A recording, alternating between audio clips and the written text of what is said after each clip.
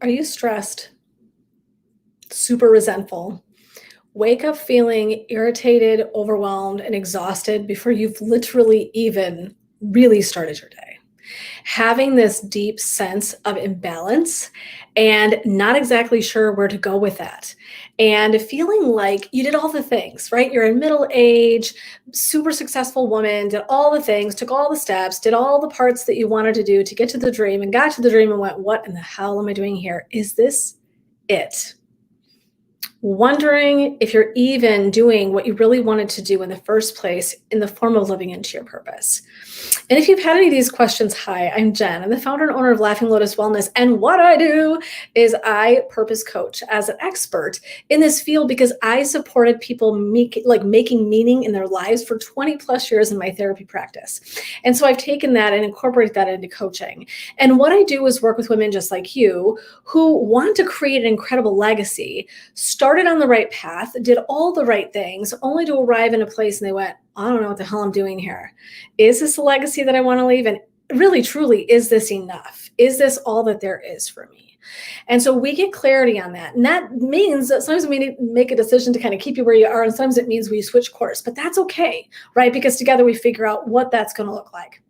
So what I do know as a clinical social worker is this. Out of 20 plus years of seeing people, a common area that we talk about abundantly is balance. So we are going to be talking about balance all month in August. I've got a great guest coming at the end of the month you guys are going to love. But what I would love is if you've got questions, please post them. It's super fun if you have comments, questions about balance.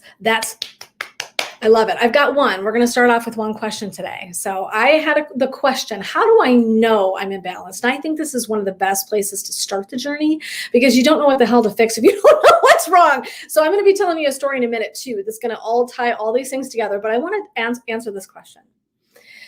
So how do I know? Here's some things to look for. Okay. Common signs something's imbalanced: stress, anxiety, depression, irritability, difficulty sleeping.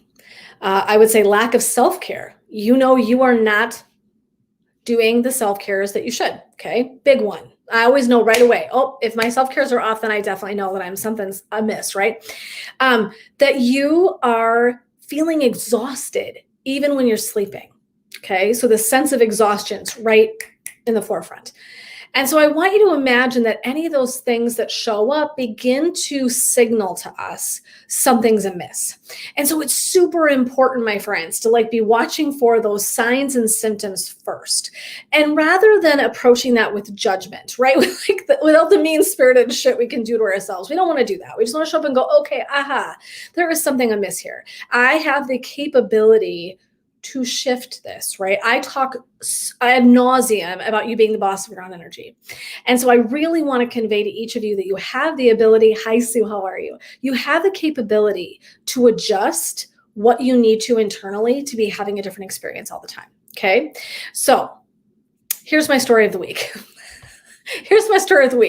So I started out my week like y'all, and I 18,000 things on my agenda. Not an exaggeration, right? My husband and I are both super, super busy professionals doing the thing. I'm a solopreneur, so I'm off out here doing my whole own thing. And so every single minute counts. I had a big event on Wednesday evening. I was going to host my women's group on Wednesday evening.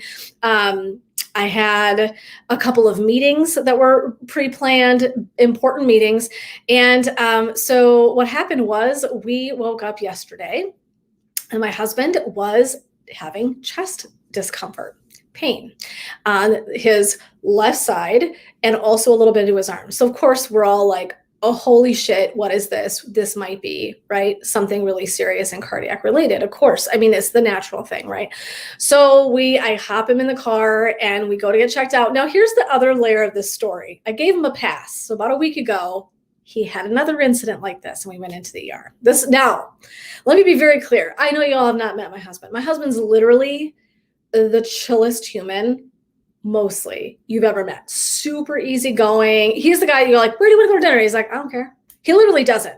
What do you want to do this weekend? I don't care. Totally open, just goes to the flow, super easygoing. However, can carry some stress like the rest of us, right? So last week I did a solid for him, kept it private. because I know he's super private. I mean, we're like literally opposite ends of the spectrum. I probably say too much about myself. My husband literally says nothing about himself. So I respect him a lot. He and my daughter are both very private people. I don't talk a lot about them here because I respect them. But yesterday I go, this is the second time we're done with the privacy, right? He's like, yeah, you can have. He's like, okay, I got to pass. And now I obviously have to step up into this.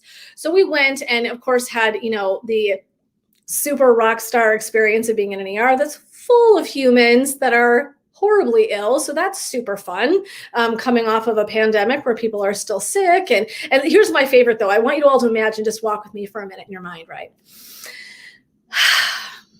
There's at least a couple people in that room who are being gifted barf bags. And I mean, no offense to the people that have to vomit. I mean, because like, namaste, bless your heart. I was like, oh, please, Jesus, please, sweet Jesus, do not tell me in the process of sitting in this room with all these horribly sick humans, I'm going to have to listen to people vomit for 2 hours. I'm like, I can't. I would have. I really didn't want to have to. Praise Jesus. We were lucky. Nobody was throwing up. Thank the Lord. Okay. But you get my drift, right? And there's people coughing and there's people hacking and there's people sleeping on these like leather couches. And I'm like, oh. And of course they come to get Zach, take him for a thing, bring him back. I'm like, I keep getting up with my bag. Like, okay, this is no. We'll bring him back. I'm like, oh my God, are you kidding? Oh, so we do all the tests, by the way, just so you all know, because there's nothing like a cliffhanger. I didn't mean to be all mysterious about it. All the tests come back heart healthy. We have a stress test today. Here and there. I don't want to make this about me, but I want you to hear the story about how imbalanced our week became, right? I mean, so I want you to hear the layers of this. And that's why I thought, I'm like, there is no better, circumstance with which to outline how we're all going to have to step into this from time to time, right? And so my choice was, I'm either going to, freak out that my week is going amiss. I can freak out. That's an option. Right? I'm already concerned for him. If I lose my shit, all I'm doing is creating havoc and extra chaos, right? Does that make sense? My sole focus right now is my husband's health. He looks at me. He's so sweet. I'm really sorry I'm worrying you. Are you fucking kidding me? You're my husband. Like, you don't have to be sorry. How many times has he probably worried about me? And I've probably never said sorry once, just saying. Well, I probably have, but you get what I'm saying, right? And so there's a lot of adjusting. He's having to adjust. I know he's stressed about missing work. He's super busy. He's got a lot of stuff on his plate. Wants to do a great job. He values his work ethic and what he contributes in a huge way. Many of us, right? I think so many of us can relate to this.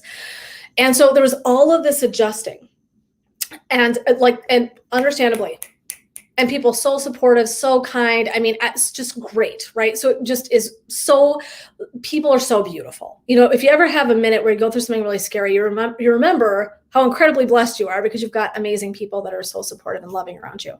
But I want to say, even sitting there, I'm laughing. I'm like, if anybody would look at he and I ever, we look like opposites. I am fiery and passionate to his quiet and drive. But if you looked at us and met us individually, you'd be like, there is what is happening, right? I could talk to anybody. My husband's very introverted and he's very, very kind, but he's not necessarily going to get out there and, do all the social things super easily, right? And super private, I'm super chatty. We look like opposites. And honestly, what I really think that is balance. And if I could say one thing about our marriage in particular that I think is such an indicator of this is how much he has mellowed me out. Like my deep gratitude. I don't know if anybody has this in their life. If you are, you're so lucky. Whether it's a friend or a partner, it doesn't matter who it is in your life. People that sort of support it, anchor us. And that's what my husband does for me. So when I met him, I was much more, energy was way up here. And now I'd say it's a couple clicks lower. And I'm grateful. He has helped anchor me so, so much. And so if you have anybody in your life like that, you know exactly what I'm talking about. Okay. So a lot of readjusting, a lot of rebalancing, because our world went shot to shit in about 2 minutes of listening to him say he had pain in his arm. I was like, and all bets are off for this day. Okay. Right. And I get it. This is, I wouldn't have it any other way. None of us would. if someone in our lives is in a state of panic or struggle or health issue, we're just going to step right in and take care of that. And right now, and that's what I do. I think that's probably also years and years of training as a social worker. When there's a crisis, you just roll. I don't think about it. I just step in, do the thing, and then I figure it out later.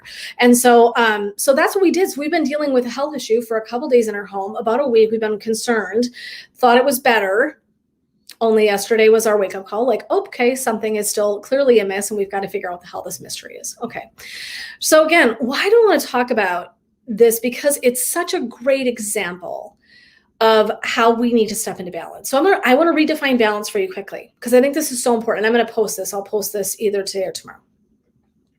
I redefine balance as this: bringing alignment-laden awareness to nourishing and calming enlightenment. It's a mouthful. I'm going to do it one more time because I know it's always a mouthful. So roll with me, and I have to look at it too because it's always like, I can barely remember because I make up so many of these different things. Okay, bringing alignment-laden awareness to nourishing and calming enlightenment. So that's how I think of balance. Okay, here's one of the words I want you to pick out. We're going to get there. Nourishing. So we know a couple of things. One, this is huge. You might, right? If you need a reminder. I'm a big fan of like, write this down. If you ever hear me say, write this down, right? It's a point that I'm like, we all want to remember it for like all of eternity. Balance is a practice. I think we treat it like a end game, like a solution. Like I arrive in balance and I just stay in balance, right? Like, wouldn't that be amazing if we just achieved it and then it was like, we're good to go. We don't have to do anything else ever again. That's a bunch of bullshit. We all know better. There is no such thing. So balance is a practice, just like yoga is a practice. Meditation is a practice. Because as things happen to us and come into our worlds, like yesterday I had a health crisis, everything gets shaken up again. So you'd imagine Yahtzee. Anybody play Yahtzee? Any got any Yahtzee fans in here? Okay, it's back in the day. And it's a cup with all the dice. And this is life. Okay, something happens. Job shift, health issue, problem, something. Okay, whatever it might be. And all of a sudden, all of our shit's getting all shaken up again. Okay, so in the chaos, we want to think about practicing behaviors. So I want to read this quickly because it's short and sweet, friends. Short and sweet. Listen to this. This is by Tara Brach, which I think is so beautiful in her book, Trusting the Gold. This is so powerful. What you practice grows stronger. So roll with me. If you practice obsessive worry or blame, these pathways in your body and mind become deeply grouped and familiar. Makes sense scientifically, right? They imprison you in a small, tight, and endangered sense of self. If you practice thoughts of gratitude, curiosity, and care, the ego self, listen to this, becomes porous and your goodness easily shines through. You can choose what you practice. Why not choose to cultivate the goodness and let the gold shine through? And I think that what she's getting at for all of us is this idea that we get to choose to practice to show up in balance. And what that means is we will always be adjusting, right? Do you guys remember those balls from about, oh my God, the 80s? I'm not even going to do this justice. And it had like a little like lip around the edge and you stand on it to get your balance. It was like a toy of some kind when I was, a kid, like a long time ago. Well, let's not talk about how old I am, but you get what I'm saying, right? And you stood on it and you're like, okay, that's us. That's the act of balance. It isn't an achievement one time. I might get it, and then pretty soon, right, something happens and I'm going to tip, and I'm going to tip here. So we want to imagine and take a look at balance as this idea that we're going to work to achieve some of it, and then every once in a while, something's going to tip and we're going to have to realign. We're going to have to realign ourselves, and that is okay. We want to normalize it. Next week, we're going to be talking about how to make friends with uncertainty. And I maybe should have done that first, but it's okay. It's all the same. It doesn't matter. We're going to end up at the same goal. I want you to come back next week and talk about that, because there's something really important about the idea of keeping in mind that uncertainty and balance is going to be a constant effort in our lives, not a destination. Okay. So it's a practice, not a destination. That's number one. 2, you need 3 points of contact to stay steady. Okay. So if we think about a chair, My chair's not going to stand on two legs. Well, if it does, you've got a wall at your back and you're talking about that. Did you ever tip in your chair and your mother was like, put your chair down, you're going to wreck the chair. Okay, right? We know that unless but again, that's 3 points of contact, right? That's cheating. But if we think about it, a chair that's going to have steadiness is going to have 3 legs. So we have 3 points of contact to create steadiness. So this week, what I'm going to tie it into is this. And if you, by the way, if you did not listen to my vlog this week on Tuesday, go back and listen. I have a great little exercise in there that we do that's about helping you unravel stuff and find that internal peace. I love it. So go in and check that out. But for today, I want you to think about, we're going to there's 3 points of contact today that I'm going to identify, but you can identify your own. 1, alignment. You heard me define, right? Bringing alignment-laden awareness to nourishing and calming enlightenment. So what I want you to do is imagine that 1 is alignment. Trying to find alignment internally is going to help keep us balanced. Alignment-laden awareness. The next word is awareness. So we can see, so alignment and awareness are 2. I want to be aware of what is happening in my body. I want to be scanning for my experience. I'm looking for what's happening. Right? As I've been going through this issue with my husband, I'm watching, I'm checking on him, I'm checking on me. How am I doing? Am I stressed? Am I supporting? How am I showing up to this? Is there anything happening in my body that tells me that there's something that's not okay? Because I am really stressed and concerned for him, for sure, emotionally. And so how am I showing up to that? And how do I want to be showing up to that? Because if I show up and I'm ramped up, he'll feel ramped up, right? So again, I'm assessing, okay, my awareness tells me if I can stay steady, he will likely stay steady. That's what he needs right now. Okay. Makes sense. And the last one's nourishment. Oh man, I can't even say this enough. We need to take care of ourselves. We have to nourish ourselves. And if we are not loving ourselves as much as humanly possible, self-care, we're not going to be in balance. And what I want to do is draw that all back to, what the hell does that do with purpose? Right? What does that do with purpose? Because if we are not finding balance, if we find that we're really amiss, we know that every likelihood is that something is not aligned for us in terms of our purpose. So it's an awareness, friends. Everything we're talking about is awareness, not judgment. So I just want to go, oh, there it is. There's something amiss there. Okay. I got to check in about what's going on. You're going to hear me say this annoyingly.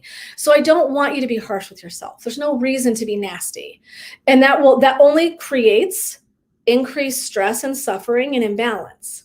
So I can imagine that every single time I get judgy, every time I get myself hyped up about something, I'm actually creating greater internal imbalance. Okay. And we don't want that. We don't want that for ourselves, right? So it's a way to check in with yourself. So alignment, awareness, and then nourishment. So we want to make sure we're nourishing ourselves all the time. That's going to support us being in balance, which I just think makes great sense. All those things leading up to enlightenment, just meaning greater awareness, greater living into your purpose, greater ability to step into the legacy you want to leave. Okay. So balance is a practice, not a destination. That's number 1. 2, 3 points of contact. 3 points of contact. Okay. So you'd be thinking about that as you're doing this, like, okay, balance is a practice. And I'm going to need 3 points of contact to stay steady. And I want you to be looking for that. I also want you to go over to that blog that I had this week. Check out that exercise. You guys can tap into those either in the platform you're watching me on right here, or you can always go to my website at laughinglotuswellness.com. Laughinglotuswellness.com. It's a mouthful. If you go over there on my purpose tools, you can click right there. All of my vlogs exist. Okay, tons of tips and tricks and tools. So feel free to tap into that. That's always a great spot. You know you can find my stuff if you don't want to kind of meander through the platforms. So I just want to throw that out there, you guys. As you guys are heading into this month, I always get super excited about new content. It's so fun to like regroup and refresh and begin creating new content. Go check those exercises out. I loved this one this week. I feel like it's a really great mental tool that you could be taking with you everywhere you go.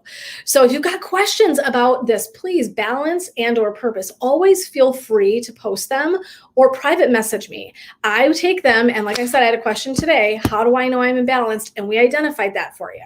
So that's where that's super important, is that I will come back into the content and try to drop those answers for you, either in a post or or in actual live or vlog content for you guys that I create. So feel free. It's super important. I'm always grateful because somebody else has got the question.